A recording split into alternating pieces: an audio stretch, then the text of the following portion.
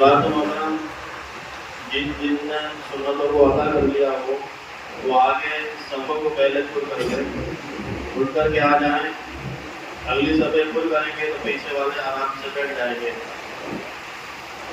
آئیے کچھ عرض کیا جائے. اس سے قبل ہم اور آپ سب سے پہلے مقدرہ میں آرام فرمانے والے آقا مولا حضور تاجدار مدینہ حضور بلسینہ حضور مکی سرکار مدنی تاجدار رب رحمت ہاتھوں سے دیکھتے نوازے حضور احمد مجتبی محمد مصطفیٰ صلی اللہ تعالی علیہ وسلم کی بارگاہ پناہ میں ہدیت کو سلام پیش کرنے پڑے بابا اللہ صلی اللہ علیہ وسلم صلاۃ و سلام علیک یا رسول اللہ صلی اللہ تعالی علیہ وسلم. نبی علی نبی کو ایک مرتبہ اور جوڑ کر پڑھیں اللہم صلی علی محمد صلی اللہ علیہ وسلم صلاۃ و سلام علیک یا رسول اللہ صلی اللہ تعالی علیہ وسلم. اللہ تبارک و تعالی نے اپنے کلام ملاکم کے اندر ارشاد فرمایا یا ایھا الذین آمنوا کتب علیکم الصیام کما کتب علی الذین من قبلکم لعلکم تتقون. اللہ فرماتا ہے ایمان والوں، اللہ نے ایمان والوں کو خطاب کیا اور کہا ایمان والوں ہم نے تم پر روزوں کو فرض کیا جیسے پچھلی امتوں پر ہم نے فرض کیا تھا. اور روزے فرض کرنے کا مقصد یہ تھا کہ لعلکم تتقون تاکہ متقی اور پرہیزگار بن سکو. پچھلی امتوں پر جو روزے فرض ہوئے کسی بھی امت پر لگاتار مسلسل ایک مہینے کے روزے فرض نہیں کیے گئے. یہ خاص کرم اس امت پہ ہوا کہ رب تبارک و تعالیٰ نے اس امت پر یہ کرم فرمایا ہے کہ پورے مہینے کے روزے ہمیں اور آپ کو عطا فرمائے. اور یہ روزے اس لیے عطا کیے اللہ نے کہ بندوں کو وہ دیکھنا چاہتا ہے کہ وہ رب تبارک و تعالیٰ سے کس قدر محبت کرتا ہے اور کس قدر اللہ تبارک و تعالیٰ پر وہ یقین رکھتا ہے کہ انسان پورے دن صبح اٹھتا ہے سحری میں اور سحری میں اٹھنے کے بعد جب وہ کھانے کو تناول کرتا ہے اور کھاتا ہے مختصر سے وقت میں مختصر سے کھانا جلدی کھاتا ہے اس لیے تاکہ سحری ہو جائے تو روزہ ہمارا چلا نہ جائے. تو یہ انداز جب رب تبارک و تعالیٰ دیکھتا ہے بندے کا تو بڑا خوش ہوتا ہے اور رشک فرماتا ہے فرشتوں سے اور کہتا فرشتوں دیکھو یہ میرا بندہ ہے جو دنیا میں رہ کر کے مجھے دیکھا نہیں ہے، میرے عذاب کو نہیں دیکھا، میری جنت کو نہیں دیکھا، مگر مجھ پر اتنا یقین رکھتا ہے کہ یہ تھوڑا سا مختصر سا کھانا کھانے کے بعد پورے دن جو ہے روزہ رکھے گا اور کوئی چیز نہیں کھائے گا اور ایسا روزہ رکھے گا کہ رب تبارک و تعالیٰ نے جو چیز ہم پر حلال فرمائی ہے ان سے بھی وہ بچے گا. یعنی اگر کھانا جو ہم پر حلال ہے وہ چیز بھی ہم کھانے کے لیے تیار نہیں ہوتے کیونکہ ہمیں معلوم ہے کہ ہم روزے سے ہیں. اچھا اس بیوی سے بھی دور رکھا جاتا ہے، اس بیوی سے بھی دور رہتا ہے بندہ جو اس کے لیے حلال ہے، جو اس کے نکاح میں شریک حیات ہے، یعنی روزے کی حالت میں اس عورت سے بھی بچا ہوا رہتا ہے. یعنی یہ مہینہ کس قدر برکتوں عظمتوں والا مہینہ ہے، کس قدر اللہ نے اس میں نعمتیں ہمیں اور آپ کو عطا فرمائی ہے. آپ دیکھیں اب یہ مہینہ ہم سے رخصت ہونے کو ہے. اب یہ جو آج جمعہ ہے جسے جمعہ الوداع کہا جاتا ہے، یعنی اس رمضان کا آخری جمعہ ہے. اب آئندہ سال کا جو جمعہ یعنی رمضان آئے گا وہ ہم دیکھ پائے یا نہیں دیکھ پائے اس کو ہم نہیں کہہ سکتے. ہمارے لیے تو یہ بہت بڑی بات ہے کہ اللہ نے یہ رمضان ہمیں دیکھنا نصیب فرما دیا. ہمارے لیے تو یہ بہت بڑی بات ہے کہ اللہ نے اس ماہ مبارک میں اور اس سال کے رمضان کا یہ آخری جمعہ جسے جمعۃ الوداع کہا جاتا ہے وہ جمعہ ہمیں عطا فرما دیا. آپ اللہ کے نبی سرور کائنات صلی اللہ تعالی علیہ وسلم کی حدیث پاک پڑھتے ہیں، میرے آقا ارشاد فرماتے ہیں یہ مہینہ اتنی برکتوں والا مہینہ ہے، اتنی عظمتوں والا مہینہ ہے. یعنی اللہ تبارک و تعالی بندے کے اختیار میں کئی ساری چیزیں عطا فرماتا ہے. جیسے مثال کے طور پر اس مہینے میں جہنم کے دروازوں کو بند کر دیا جاتا ہے، جنت کے دروازوں کو کھول دیا جاتا ہے، شیطان کو پکڑ کر کے قید کر دیا جاتا ہے. ایک نیکی کرتا ہے بندہ تو 70 گنا اس کو ثواب دیا جاتا ہے. جب وہ فرض نماز پڑھتا ہے تو 70 فرض نمازوں کے برابر اس کو ثواب عطا کیا جاتا ہے، جب وہ نفل پڑھتا ہے تو اسے فرضوں کے برابر ثواب دیا جاتا ہے۔ اتنی برکتیں اللہ نے اس مہینے میں ہمیں عطا فرمائی تھی، مگر ایک چاند نظر آئے گا جسے ہم عید کا چاند کہیں گے، وہ چاند نظر آئے گا جسے ہم عید الفطر کا چاند کہتے ہیں، وہ چاند اچانک آسمانوں پر نظر آئے گا۔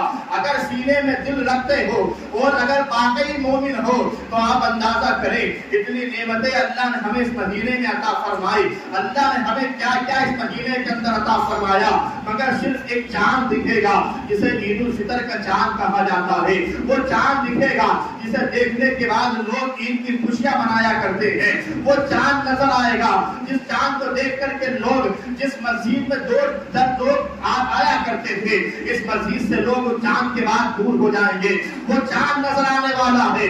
آپ دیکھیں خدا کی قسم، جب اتنی نعمتیں اللہ نے ہمیں عطا فرمائی ہے، اتنی نعمتیں اللہ نے ہمیں جب دی ہیں اور یہ ساری کی ساری نعمتیں ایک چاند دیکھنے کے سبب سے ہم سے چھین لی جائیں گی، ہم سے چھین لی جائیں گی ساری نعمتیں، اللہ اکبر۔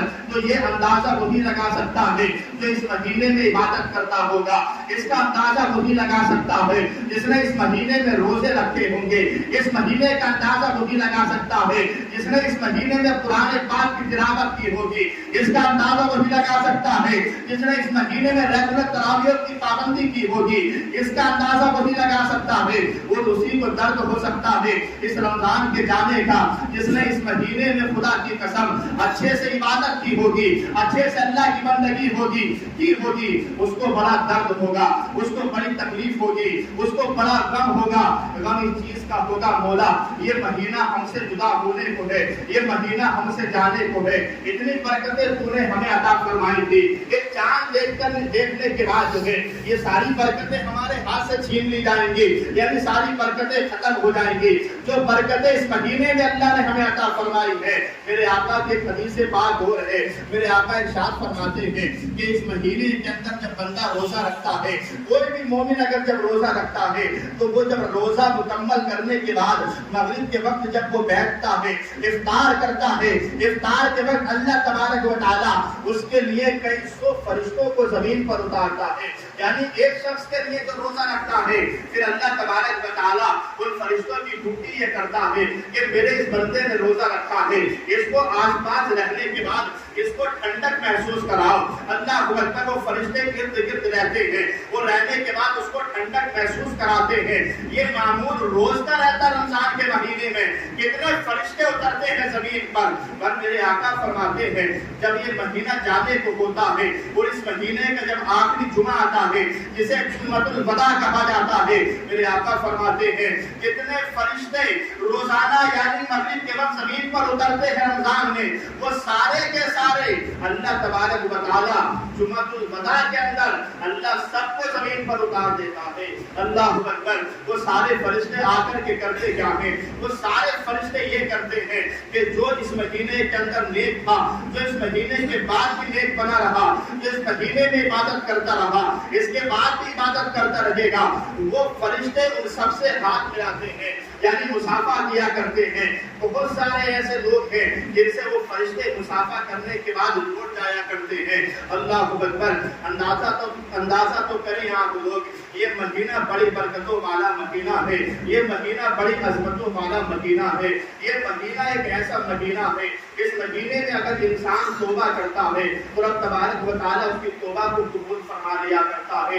میں کہتا ہوں اس مہینے میں وہ لوگ جو بیچارے غریب ہیں، جو مسکین ہیں، جن کو کھانے کو میسر نہیں ہوتا، وہ لوگ بھی اس مہینے کا بڑا انتظار کرتے ہیں بے صبری کے ساتھ۔ اور سب سے زیادہ غم اگر کسی کو ہوتا ہے اس مہینے کے جانے کا، میں کہتا ہوں اس مہینے میں جانے کا سب سے زیادہ غم اور تکلیف ان غریبوں کو ہوا کرتی ہے، ان مسکینوں کو ہوا کرتی ہے جن کو غیر رمضان کے اندر کھانا تک میسر نہیں ہوتا، ٹھنڈا پانی میسر نہیں ہوتا، مگر جیسے ہی رمضان آتا ہے ان کے یہاں شربت آ جاتا ہے، ان کے یہاں فروٹ آ جاتے ہیں، ان کے یہاں کھجوریں آ جاتی ہیں، ان کو سب سے زیادہ درد و تکلیف ہوتی ہے۔ اور اللہ تبارک و تعالیٰ نے اسی لیے رمضان کو بھیجا ہے تاکہ انسان جو ہے اس مہینے کے اندر متقی اور پرہیزگار بن جائے، لعلکم تتقون، متقی اور پرہیزگار بن جائے۔ اور وہ متقی پرہیزگار بنے گا کیسے؟ آئیے میں آپ کو بتاتا ہوا چلتا ہوں، انسان جب اپنے مال کو اچھی جگہ خرچ کرتا ہے اور غریبوں کے اندر اس کو بانٹتا ہے یا دیتا ہے تو اس کے ساتھ ہوتا کیا ہے؟ اللہ تبارک و تعالیٰ اس کو انعام کتنے عطا فرماتا ہے۔ اس مہینے کو خاص آپ دیکھیں کتنی فضیلت ہے کہ جب بندہ کوئی کتنا بڑا گناہگار کیوں نہ ہو، کتنا بڑا سیاہکار کیوں نہ ہو، اس مہینے میں آ کر کے جب توبہ کرتا ہے اللہ تبارک و تعالیٰ اس کے تمام یعنی گناہوں کو، اس کے یعنی تمام گناہوں کو، خطاؤں کو اس مہینے کے صدقے میں اللہ تبارک و تعالیٰ معاف فرما دیتا ہے۔ آئیے ایک اللہ کے برگزیدہ بندے ہیں جنہیں حضرت امام حسن بصری رحمۃ اللہ تعالی علیہ کہا جاتا ہے، آپ بیان فرماتے ہیں میری بارگاہ میں رمضان کا مہینہ تھا، ایک عورت آتی ہے، بوڑھی عورت، اور آنے کے بعد کہتی ہے ایک حسن بصری آپ اللہ کے مقدس ولی ہیں، آپ کی ولایت کا چرچا چلتا ہے، میں آپ کی بارگاہ میں اس لیے آئی ہوں کہ میرا جو ایک بچہ ہے، جوان بیٹا ہے، آج وہ مرض مرگ پر پڑا ہے، یعنی بستر استراحت پر پڑا ہے، اب ایسا لگتا ہے ایک دو دن کا مہمان ہے، وہ اس دنیا سے جانے والا ہے، مگر میرے بچے کی ایک آرزو ہے، میرے بچے کی ایک تمنا ہے۔ کہا تمنا کیا ہے؟ کہا میرے بچے کی آرزو یہ ہے کہ میرا بچہ چاہتا یہ ہے کہ میری نماز جنازہ جو ہے وہ حسن بصری پڑھا دے۔ اب حسن بصری نے جب اتنا سنا آپ ارشاد فرماتے یہ بتاؤ تمہارا بچہ کرتا کیا ہے، اس نے نمازیں کتنی پڑھی ہیں، اس نے اللہ کی عبادت کی یا نہیں کی ہے، اس نے اللہ کی بندگی کی یا نہیں کی؟ تو اس کی ماں کہتی ہے میں جھوٹ نہیں بولوں گی، میرے بچے نے آج تک کبھی عبادت نہیں کی ہے، اللہ کی بارگاہ میں جا کر کے کبھی سجدہ نہیں کیا ہے، اللہ کی بارگاہ میں جا کر کے کبھی اس نے ہاتھ تک نہیں پھیلایا ہے، مگر ہاں مسلمان تو نام کا ہے، مگر اس کی آرزو یہ ہے کہ آخری وقت میں آپ اس کا نماز جنازہ پڑھا دیں۔ حسن بصری نے جب اتنا سنا آپ کو جلال آتا ہے، ارشاد فرمایا ایک گناہگار کا جنازہ میں کیسے پڑھا سکتا ہوں، جاؤ اٹھ کر کے چلی جاؤ، میں اس کا نماز جنازہ نہیں پڑھا سکتا ہوں۔ اس کی ماں نے جب اتنا سنا اٹھنے کے بعد کھڑی ہوتی ہے اور اپنے گھر واپس آ جاتی ہے، آنے کے بعد اپنے بیٹے کے قریب آ کر کے بیٹھ گئی۔ اب بیٹا کہتا ہے ماں تم نے کیا کہا حسن بصری سے؟ کہا میں نے نماز جنازہ کی بات کی تھی تو کیا کہا؟ کہ حسن بصری نے منع کر دیا ہے کہ اس کی نماز جنازہ میں نہیں پڑھا سکتا، وہ تو بہت بڑا گناہگار سیاہکار ہے، ایسے بھی نماز جنازہ میں کیسے پڑھا سکتا ہوں؟ اللہ اکبر۔ اس نوجوان لڑکے نے جب اتنا سنا، سننے کے بعد کہتا ہے میری ماں اب ایک کام کرنا، ساری دنیا کو پتا ہے میں گناہگار ہوں، ساری دنیا کو پتا ہے میں سیاہکار ہوں، میں آج تم نوجوان لڑکوں سے بھی بات کرنا چاہتا ہوں جو آج پورے دن اللہ اکبر اپنی غلط فہمیوں میں اور اپنی زندگی میں مگن رہتے ہیں اور ساری زندگی ہنستے ہنستے گزار دیتے ہیں، ان کو ذرا سا بھی خوف نہیں آتا، اللہ کا خوف سے کبھی ہم نے آنسو تک نہیں بہائے۔ ہمیں پورے دن کیا ہے، ہم صبح ہوتی ہے تو ہنستے ہیں، ہم رات ہوتی ہے تو ہنستے ہیں، ہم نمازوں میں کھڑے ہو تو ہنستے ہیں، ہم اگر کہیں بیٹھے ہو تو ہنستے ہیں، ہمیں یاد نہیں ہے ہم خدا کے خوف سے کبھی روئے ہو۔ اللہ اکبر، یاد رکھیے گا ہمارا تمہارا سب کا باپ جسے آدم علیہ السلام کہا جاتا ہے، جب جنت سے زمین پر آئے تھے ایک دو دن نہیں، ایک دو سال نہیں، 350 سال تک مسلسل حضرت آدم روتے رہے ہیں، روتے۔ یہ رونا اللہ کو اتنا پسند ہے کہ جب بندہ بارگاہ خدا کے لیے اور خوف الہی سے جب آنسو ایک بھی بہا دیتا ہے تو اللہ کے نبی ارشاد فرماتے ہیں فرشتے نوری طباق لے کر کے آتے ہیں، وہ نوری طباق لانے کے بعد وہ ایک آنسو جو خوف خدا سے بندے کی آنکھوں سے نکلتے ہیں، اس سونے کے طباق میں اس آنسو کو رکھ دیا جاتا ہے، اس آنسو کو سجا دیا جاتا ہے۔ اللہ اکبر، تمہیں کیا پتا ہے رونا کیا ہوتا ہے، ہمیں کیا پتا ہے رونا کس کو کہتے ہیں، ہمیں کیا معلوم ہے کہ رونے سے ہوتا کیا ہے، ہمیں تو بس یہ پتا کہ ہنسنا ہے، ہمیں تو یہ معلوم ہے زندگی ہنس کر کے گزارنی ہے، مرنے کے بعد کیا ہوگا اللہ اکبر یاد رکھیے گا۔ اب آپ دیکھیے گا جب انسان اللہ اکبر جب جانے کی کگار پر ہوتا ہے تو جب اس کو اپنے گناہ یاد آتے ہیں تو ہوتا کیا ہے؟ بات یہ چل رہی تھی کہ اس نوجوان نے اپنی ماں سے کہا اب میرے یعنی حسن بصری نے جب نماز جنازہ پڑھانے سے انکار کر دیا تو ماں ایک کام کرنا. کہا کام کیا بیٹا؟ کہا کہ اب میں مر جاؤں تو میری خبر کسی کو مت دینا, کسی کو مت بتانا کہ میں مر گیا, کیونکہ کوئی میرے جنازے میں آنے سے رہا, کیونکہ سب مجھے جانتے ہیں. کہا تو پھر کیا کرنا ہے؟ کہا ماں بس تو میری آخری خواہش پوری کرنا. کہا کیا؟ کہ میں دل سے کہتا ہوں کہ تو میری ماں ہے, تو پوری کر سکتی ہے. کہا بول تو بیٹے بات کیا ہے؟ کہا ایک کام کرنا, ماں جب میں مر جاؤں تو بازار جانا اور بازار سے رسی خرید کر کے لے کے آنا, اور رسی لانے کے بعد میرے پیر میں باندھ دینا, اور باندھنے کے بعد مجھے گھسیٹتے ہوئے گھر سے نکالنا, اور مجھے قبرستان میں مت لے کے جانا, مجھے کسی کنویں پہ ڈال دینا, مجھے کسی کھائی میں ڈال کر کے آ جانا. اتنی بات ایک بیٹا اپنی ماں سے کرتا ہے. ماں سنتی ہے تو خون کے آنسو ہوتی ہے ماں, وہ ماں روتی ہے خون کے آنسو تو سب سے زیادہ پیار اپنی اولاد سے کرتی ہے. مگر جوانی کے عالم میں جب بیٹا جاتا ہو تو اس کا عالم کیا ہوگا؟ ماں نے کہا بیٹے کیسی بات کرتے ہو, یہ مجھ سے نہ ہو سکے گا. کہا نہیں ماں تجھے وعدہ کرنا ہوگا.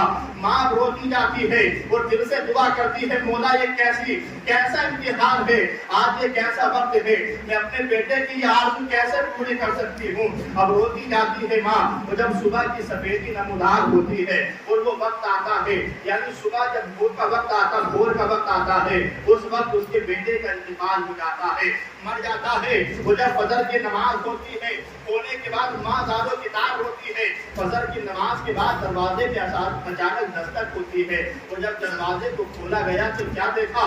دروازے پر حسن بصری کھڑے ہوئے ہیں. سبحان اللہ. جب حسن بصری کو دیکھا تو دیکھنے کے بعد حیرت کی انتہا نہ رہی. کہا تم کیوں آئے ہو؟ تم نے تو کل تو منع کر دیا تھا کہ میں اس کی نماز جنازہ بھی نہیں پڑھاؤں گا, اس کے جنازے میں شریک بھی نہیں ہوں گا, مگر حسن بصری آج تم دروازے پر کیا کر رہے ہو؟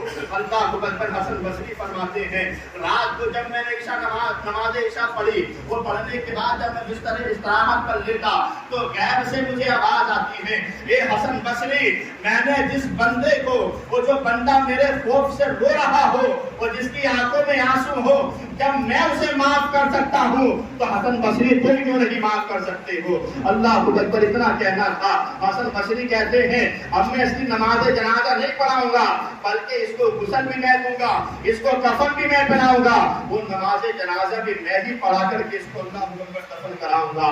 آپ دیکھیں جب انسان توبہ کرتا ہے تو اللہ تبارک و تعالیٰ جو ہے اس کے سارے گناہوں کو معاف فرما دیتا ہے. وہ جب روتا ہے خوف خدا سے, ایک آنسو بھی اگر انسان خوف خدا سے نکال دے, نوجوانوں سے نکال کروں گا, کبھی دنیا میں ہنسنے کے علاوہ بھی کچھ کام بچے, اور اگر یاد آئے خدا کی اور خدا کے خوف کی یاد آئے تو خدا کے خوف سے ایک آنسو بھی اپنے آپ سے ایک بار نکالنا. خدا کی قسم یاد رکھنا وہ آنسو چل میدان محشر میں اتنی طاقت رکھتا ہے. میرے آقا فرماتے ایک آنسو جو ہے پوری جہنم کی آگ کو ٹھنڈا کرنے کی طاقت رکھتا ہے. ہم نے کیا سمجھا کہ اللہ اکبر. آپ دیکھیں حضرت ابراہیم بن ادہم بازار میں کھڑے ہیں, میلہ لگا ہوا ہے بازار میں, لوگ بازار میں جاتے بھی ہیں, کوئی گھومنے بھی جاتے ہیں, کچھ لوگ خریدنے بھی جاتے ہیں, کچھ لوگ تفریح کرنے بھی جاتے ہیں.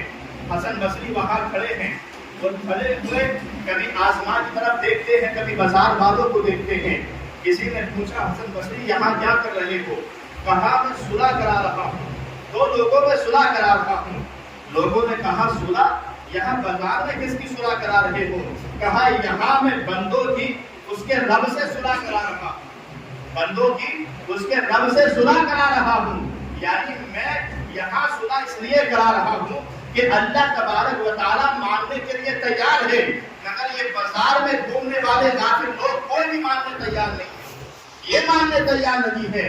یعنی اللہ مان رہا ہے مگر یہ لوگ غافل ہیں, ماننے تیار نہیں ہے. پھر کچھ دنوں کے بعد لوگوں نے حضرت ابراہیم بن ادہم کو قبرستان میں بیٹھے ہوئے دیکھا. کہا یہاں کیا کر رہے ہو؟ کہا یہاں بھی دو لوگوں میں صلح کرا رہا ہوں. کہا یہاں کیسی صلح؟ کہا یہاں بھی بندے اور خدا میں صلح کرا رہا ہوں. کہا یہاں کیا معاملہ ہے؟ کہا یہاں معاملہ یہ ہے کہ یہاں بندے تو مان رہے ہیں مگر یہاں خدا نہیں مان رہا. یہاں خدا نہیں مان رہا ہے، یعنی خدا کو اگر منانا ہے تو جی مناؤ، دنیا میں رہ کر کے مناؤ۔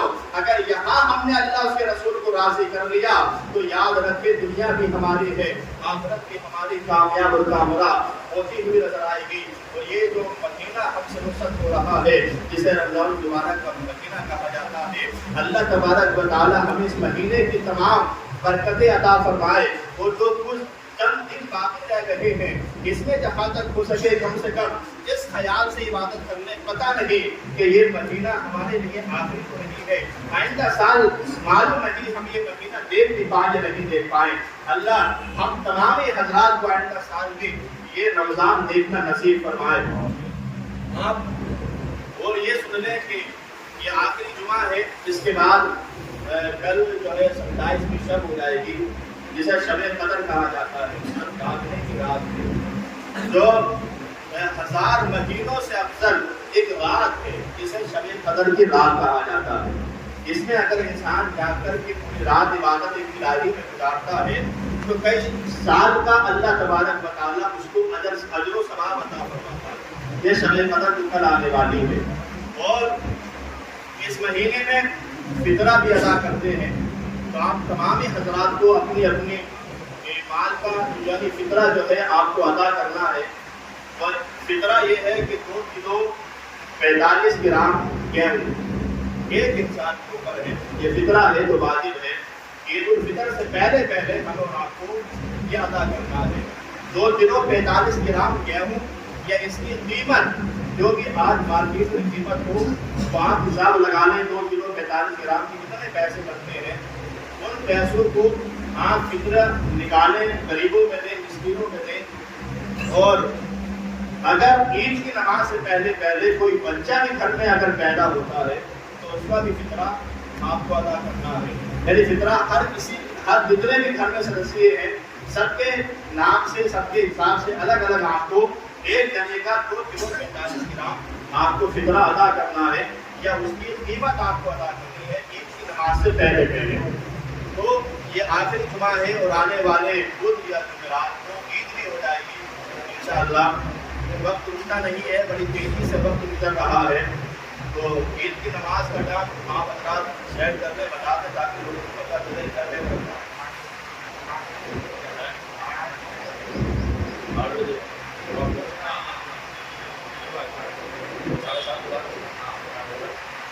آپ حضرات عید کے دن جمعرات کو ہو یا بدھ کے دن جب بھی چاند کے اوپر ہے 29 روزے ہوں یا 20 ہوں، باقی 29 کی خوشی ان لوگوں کو زیادہ ہوگی جو روزے نہیں رکھتے ہیں، اور جو روزے رکھتے ہیں ان کے لیے تو 30 کی کمی ہی رکھتے ہیں، ان کو یوں لگتا ہے کہ کاش سالوں سال رمضان ہی ہو۔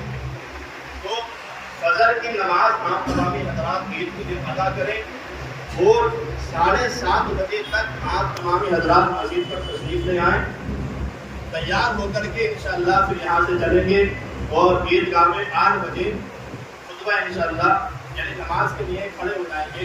تمامی حضرات تیار ہوں، اچھے سے غسل کریں اور اچھے سے عطر لگائیں، خوشبو لگائیں، ہو سکے تو سفید کپڑے پہن کر کے آئیں۔ سفید کپڑا جو حضور صلی اللہ علیہ وسلم کو بہت پسند تھا، اور یہ سفید کپڑا ایک امن کی نشانی بھی ہے، تو تمامی حضرات اس دن جلدی اٹھیں اور فجر کی نماز کو ادا کریں، اور ادا کرنے کے بعد 7:30 بجے تک تمامی حضرات مسجد کے باہر تشریف لے آئیں۔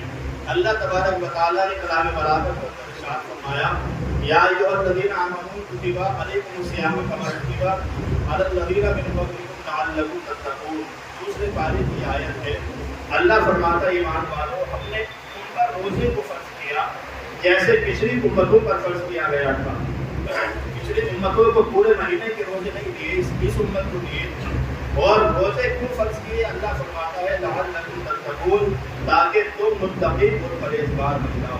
یہ مہینہ ایک ایسا ہے جو ہر انسان جس میں اس مہینے میں نیکی کی طرف بھاگتا ہے، میں تو دعا کرتا ہوں کیسے اس مہینے میں ہم اور آپ نیکی کی طرف دوڑتے ہیں، اللہ تبارک و تعالیٰ یہی رویہ اور یہی طریقہ رمضان کے بعد میں تمہارا جاری اور ساری رکھے۔